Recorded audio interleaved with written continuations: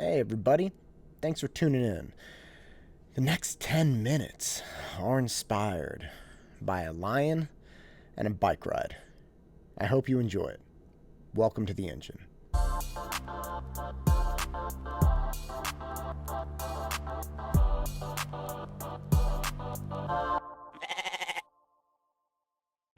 You may remember Cecil the Lion.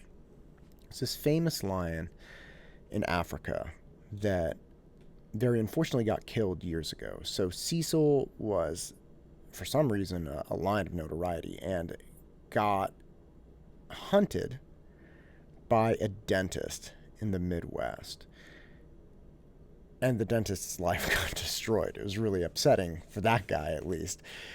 Because here he was, took a legal game tag in Africa and went and hunted this lion. Now, let's start right out of the blocks. Lions kill people all the time. That's not a disputed fact. I'm not saying Cecil should have died, but lions definitely kill people. Okay. Now that being said, they are beautiful and they're unique and there's just something about them. So wanting to preserve them and make sure they're still part of the ecosystem that they live in, that's an important thing. So this guy goes out, buys a tag, hires a game warden, and goes out and kills this lion. Okay, now again, Cecil, this very famous lion, goes on social media, and the guy's life gets destroyed. That was 2015. We've had a lot of instances like that since and before. I mean, these really disgusting pictures of people with, like, rhinoceroses or giraffes. This big game hunting. And it's really hard to have sympathy for big game hunters. It's really hard to see where they're coming from and want to support that kind of behavior, because the bottom line is it's really just kind of disgusting behavior. They're not killing the lions to eat the meat. They're not killing the giraffes to eat the meat or the rhinoceros to eat the meat. And it's a really bad thing. I've been thinking about this, though, a lot on some bike rides I've been doing. So I live at the base of Mount Diablo, and I love riding Mount Diablo. For about a year, a couple years ago, I rode on the mountain every single day, and it was beautiful, just absolutely beautiful. There's this hot breeze that blows up the mountain in the summer months, and there's this lavender smell, wild lavender that grows. And as you're riding down, once you've earned the ride down, as you're riding down, this breeze hits you, and you keep coming around these corners to see these incredible views of this valley. The best way I could describe it is, somebody said once that it was kind of like a Disneyland ride. I was like, yeah, it really is. You almost lose yourself in the experience. It's something that if you haven't done, I highly recommend. But watch out for the goddamn cars. So let me be really clear. The cars on Mount Diablo are horrific. They will, as you're going up, I mean, you're not going that fast when you're going up, and they will try to pass you on blind turns, and you know if there's a bike coming around that turn, when that car tries to pass you, it's lights out. It's terrible. And they'll get anxious and try to pass you, but want to be a little bit safer, so they won't go that wide around you, and their side view mirror almost hits you. You're not thinking about this car, so you're just getting slammed off the road. You might fall. That stinks. Or what's worse is a car will zip around you. Fine, zip around you. But then there's somebody like 20 yards in front of you that's also going slow. And now this car has to sit behind this other cyclist, and you're just sucking the exhaust off the car the whole time. And you're trying to climb a mountain, and you're just, oh my God, they're the worst. So recently, and got back into cycling in an absence of other options. And it was beautiful. It was beautiful. You want to know why? They took the cars off the mountain. The park was closed for motorists. So all of a sudden, it was just cyclists and hikers. It was amazing. It was like a bike trail. It was like, this is epic. You can ride up here. You're not worried about getting run off the road by some Acura. It's incredible. It's incredible. That's over now, right? And cars are back on the road. And you know what?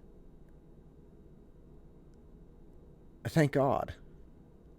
And let me tell you why. So first off, pedestrians are not that much better than cyclists. They're not going to pass you. They don't have exhaust, but they'll stand in the middle of the road. They'll stand 3-4 across walking up the mountain. So for somebody coming down the mountain, you could slam right into them.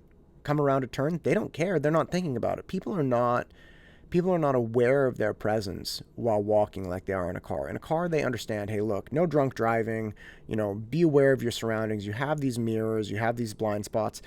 There's no law against drunk walking or being an idiot while walking. So people are walking all over and they know, hey, there aren't cars here, so no big deal. Well, guess what? There's a cyclist coming down at 25 miles an hour. If that guy hits you, it's lights out. The other problem is that when the cars weren't up on Mount Diablo, they didn't clean the roads. So all of a sudden, you're coming down the mountain and there are these big, just rubble piles. And you have loose gravel, you have rocks, you have dirt, you have all of these things that all of a sudden, now you're really worried about as a cyclist. Now you're worried about slamming into, a big rubble pile as you're coming around a turn. And it was kind of like, God, I don't know what's worse. All the pedestrians and the rubble piles or the occasional car. I mean, these are two really bad situations.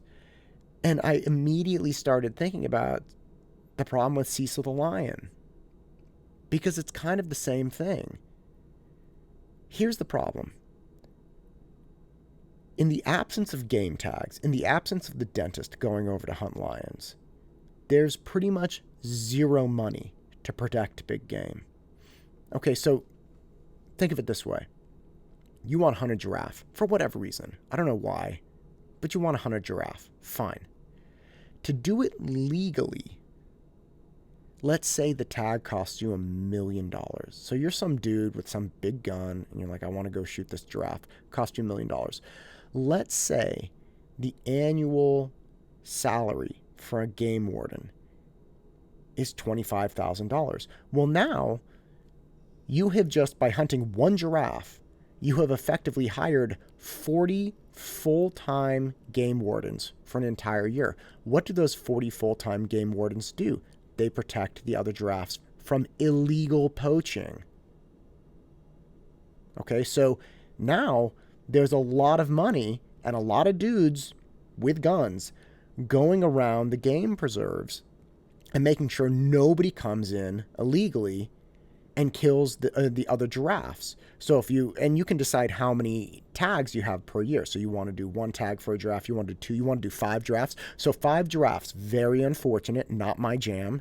5 giraffes get killed. We generate $5 million with those 5 giraffes, and that $5 million goes to protect all the other giraffes. And now remember, $25,000 for salary for these game wardens. They're not making that much money.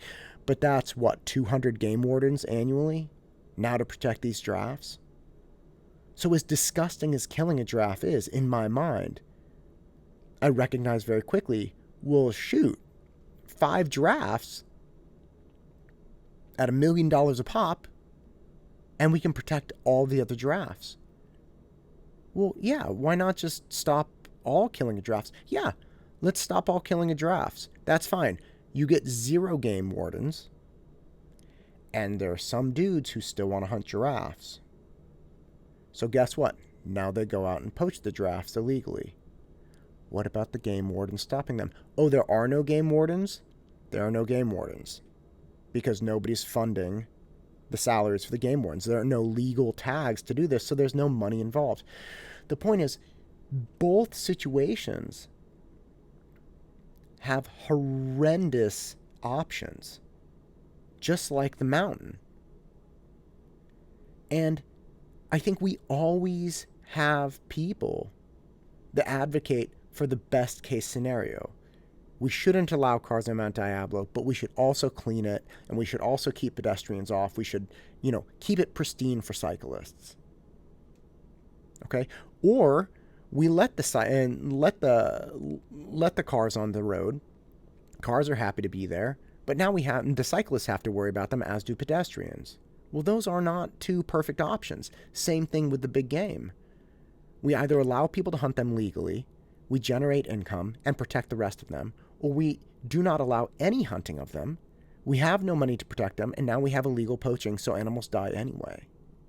And people say, well, look, why don't we just stop everyone from killing them? Yes, fine, great, that would be wonderful. We can't do it.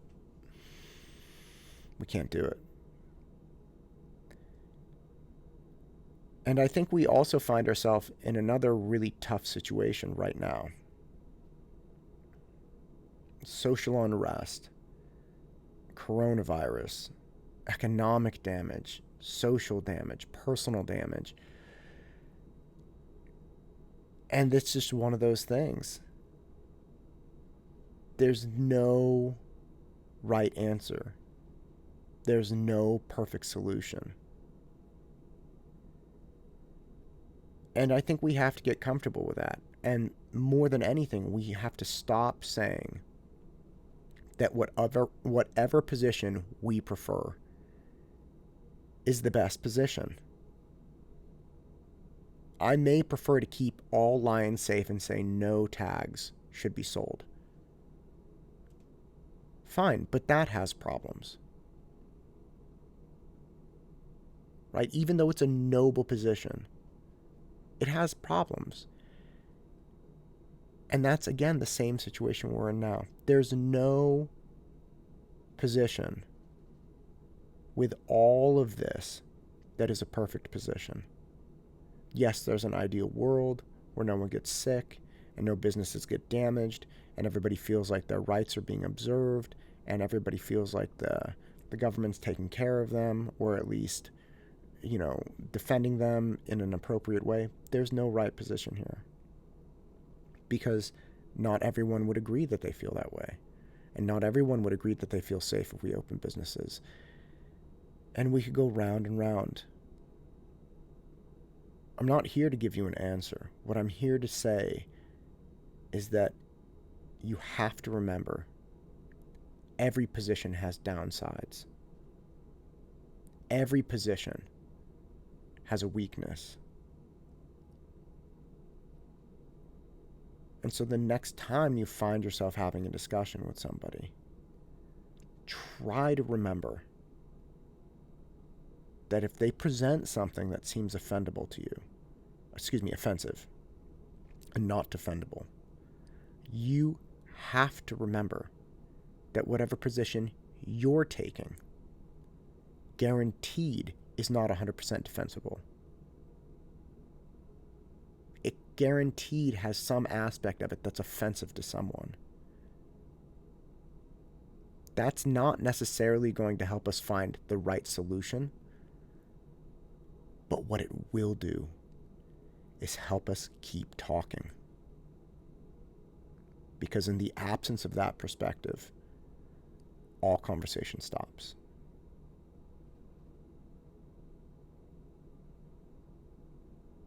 I'm Todd, and this is the engine that drives me. Go out and crush it.